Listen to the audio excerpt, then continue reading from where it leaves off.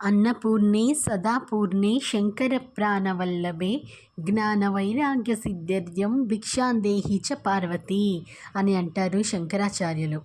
అమ్మ అన్నపూర్ణ మాత, లోకంలో ఏ ఒక్కరైనా సరే ఆహారం తింటున్నామన్నా సరే, ఎక్కడ ఎవరికైనా ఆహారం లోటు లేదు అంటే అది ఆ అన్నపూర్ణ మాత యొక్క కృప. సదాపూర్ణ, అటువంటి అన్నపూర్ణ అయినటువంటి స్వరూపమైన పార్వతీమాత సదాపూర్ణ, ఎప్పుడు కూడా పూర్ణ, నిండు పూర్ణంగా ఉంటుంది ఆవిడ. అసంపూర్ణత్వం అనేది తెలియనటువంటి తల్లి.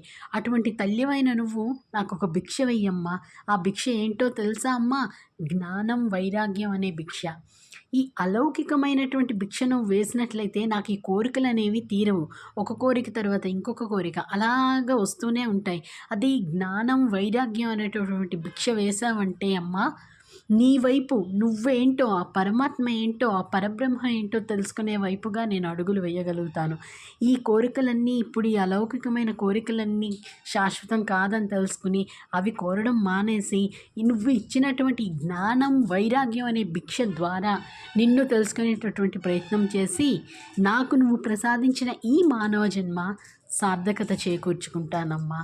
అందుకే అన్నపూర్ణే నాకు జ్ఞానం వైరాగ్యం అనే భిక్ష వెయ్యి తల్లి అని ప్రార్థిస్తున్నారు. అతనికా అవసరం శంకరాచార్యులకి.